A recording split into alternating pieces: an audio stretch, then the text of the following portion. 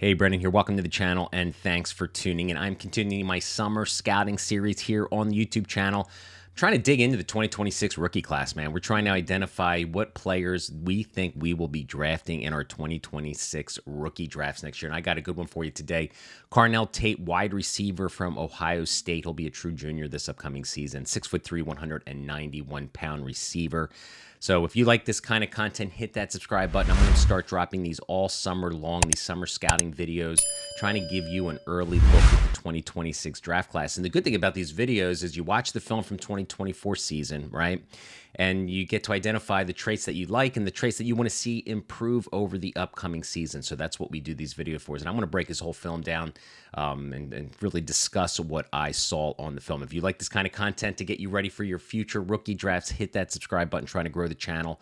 Got all sorts of great 2026 and 2027 rookie content on the way for you dynasty guys out there and C2C and Devy fantasy football enthusiasts. All right, let's get to the show. All right, Carnell Tate, we're going to go through his 2024 production. You can see here on the card, 601 yards, 4 TDs. Okay, his catch percentage, 80%, and that is a very high percentage when it comes to catches. But he gets a lot of his receptions in the short area part of the field in the first 15 to 20 yards. So I can certainly see that. 14.3 yards per reception average. Kind of contradicts to what I just said, but in any case, good catch percentage there. Slot and wide versatility, something I like to see. He's primarily an outside receiver.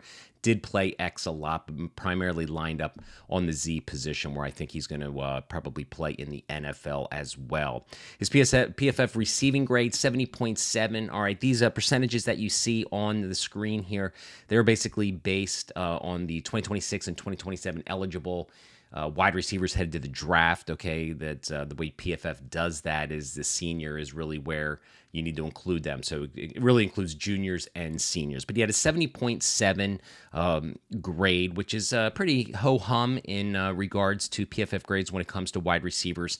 Contested catch, 60%, ranked 19th in the class. Yards after catch per receptions, 5.1, ranked 60th. Yards per route run for you analytics guys out there, 1.94 in the high percentiles, plus 50 as well. A-dot, average depth of target, 11, ranked 67th. And his drop percentage at 4.5, which was one of the better in the receiving, which kind of correlates again with that 80% catch percentage. So let's talk about his strengths and weaknesses after watching the ALL22 film. All right, so I watched his Michigan game, his Michigan State game, Marshall game, and Purdue. So I've cut these 4 films up for my NFL Draft Big Board subscribers. Actually did a play-by-play film breakdown, which I could post it on these YouTube channels, but I used to post all 22 films on here, excuse me, until they almost shut my channel down. So now if you want access to that, you can, at the end of the video, you will see a way to access that. It's a great way to scout players, is to watch the ALL22 film. I do all the dirty work for you, cutting it all up, so all you got to do is watch the play after play. So that is something. But I'm really interested to dig into his scouting report, all right, because this guy's getting a lot of buzz right now as a potential first-round draft pick. And I get it. He's an Ohio State wide receiver, right? So you don't bet against Ohio State wide receivers. You know what they do. They go to the NFL, and they typically get drafted. So there's some buzz. We're going to talk about his draft capital here in a minute, but I want to talk about what I saw on his film. And I came away just... You know, I think most people think of Carnell Tate and he's a first-round lock in the NFL draft, and I am not so sure. I think he's got some things to work on in his game. He brings a lot of good things to the table, but I think he's got to work on his game. So let's talk about the strengths that he brings to the table. Okay, he is certainly a physical receiver, built very well, very strong. He's got really good body control. And the thing that he really shows on film is his football IQ, okay? It seemed to me watching the films that Ohio State's offense faced a lot of cover 2 and a lot of cover 3 defensive schemes, which is typically zone coverages, okay? And he takes advantage of that. This guy has a really good neck. It reminds me of Chris Olave coming out of Ohio State many years ago as well, where he just took advantage of the zone coverages. And watching those 4 films, and I've watched all of his games, those games were productive. I mean, as a side note, Carnell Tate has not been the most productive. He only had receiver on his team. Now, they got Jeremiah Smith, right? So, they've got the stud there who was the primary target. But Carnell Tate only had one game, 100 yards. There were 3 or 4, 5, 6 games on the slate last year where he only got 2 or 3 catches. So it was really tough to see what he could do with a bigger workload. But watching him and those films that we did cut up were the 4 most productive games that he had, or 4 of the most productive games. His football IQ is really good. He knows how to take advantage of those zone coverages. Very little on his film. I think the Michigan game may have had 2 or 3 where he was faced with press coverage. The rest of the games, he's getting free releases, and that type of thing. So what I came away with watching that was the fact that he's got really good ability to dissect the defense, knows how to, really put himself in a position to get the football. All right. So he really understands what he's looking at the point of, have his release, and he takes advantages of those defenses. He is a tempo mover, very smooth mover. I'm not going to say he's got really great short area quickness and change of direction skills, but as far as his route running, we're going to talk about that. We might as well just get right into it right now. His route running, I found decent release off the line of scrimmage. He can, take advantage of those coverages, like I said, but he didn't face a lot of press. So I don't know what he looks like in man-to-man coverage, and does he have the ability to, really separate himself from a defender who's facing, getting his hands on him. So we'll have to see. That's one thing I'm going to be looking for in the 2025 season coming up, is if he faces more press, how does he get off that press coverage? Because there's very little film this year of him being able to handle that. But he's a smooth mover. Well, the thing about his route running, I think he had good acceleration off the line of scrimmage with those free releases, but I didn't see a lot of manipulation. I didn't see a lot of sharp cuts with that off coverage consistently on his tape. I never had to see him really put a defensive back in a blender where he had to shake loose a defender to create space for himself. So that's what I'm going to be looking for. A lot of tape on, a lot of film out there where he's running with a free release 7, 8 yards and does an in-breaking route. The guy is a master at in-breaking and out-breaking routes between 10 and 15 yards. That is his bread and butter. So I project him to be more of a possession type receiver than a explosive type receiver. So if there's an NFL team out there that's looking just for a good physical possession receiver to put on the flanker, put him in the slot at times, Carnell Tate is going to fit the bill. Now, when it comes to the ball tracking and hands, he's got strong hands, good ball tracking. I'd love to see a little bit more vertical plays in his repertoire this upcoming season, because everything he gets is in 15 to 20 yards of the field, which is great. That's his bread and butter.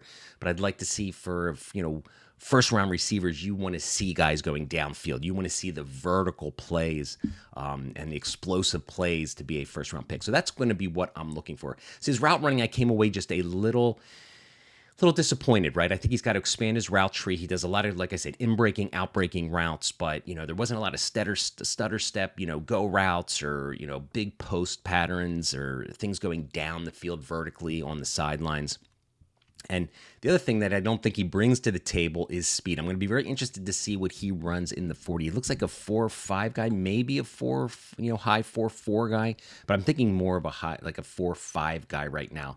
So his speed is something that you don't see on the film. I want to talk about his yak ability with the ball in his hands after the catch. I think he's pretty good, shows good acceleration, catches the ball, gets upfield in a hurry, but he's not one of these explosive guys making guys miss on a consistent basis. So that's another thing I'm going to be looking for. Gets what's given to him, but he's not that guy that just kind of breaks off and makes guys miss and can take it to the house. So he's going to be a true possession receiver. So overall, like I said, I liked his tape, but I'm not ready to put him in the round one discussion right now. So let's talk about his draft capital right now. There's a potential to be a first rounder. He is going to be number 2 guy on the Ohio State offense this year, and there is no reason that he shouldn't at least get 60, 70 targets. I'd like to see him get to 1,000 yards, have some big productive games. Like I said, he had one 100-yard game last year.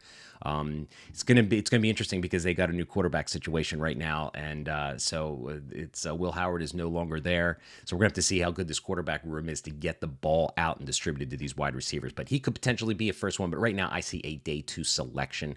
Rookie draft, I think he's going to be a late first round, early second, if all goes as planned, with him being a day 2 selection. And I think he's going to be an immediate starter, because I think he's not going to get out of day 2 with the NFL draft. This class of wide receivers for 2026 is not really deep. So he is just by nature going to be one of the top 5 wide receivers. In fact, I just dropped my top 10 wide receiver show on this channel. Go check that out. And I had him ranked at number 5. So there are some other receivers I really like in this class. So I think add a little bit more explosiveness and repertoire and versatility to their game. So I have a value comp for him as Rashee Rice. That's kind of where I see him. Admittedly, coming out, I was not the biggest Rashee Rice guy. I kind of saw the same things on film. A guy who took advantage of defensive coverages, but I thought had a hard time maybe shaking loose defenders when they were faced with press man coverage. But nonetheless, he goes into a system at Kansas City where they find a way to make it work. And I see Carnell Tate kind of being that. I think Rashee Rice is going to end up being a wide receiver 2 on that team. Not sure in Kansas City if he's going to be, the true alpha on that team. But I don't see Carnell Tate as an alpha on an NFL franchise. I think he's going to be a great number 2 wide receiver. So there you guys got it, man. That is my breakdown on Carnell Tate. And again, if you want access to the 4 ALL22 cut-ups that I already did and you want to support this channel, consider becoming a Big Board subscriber.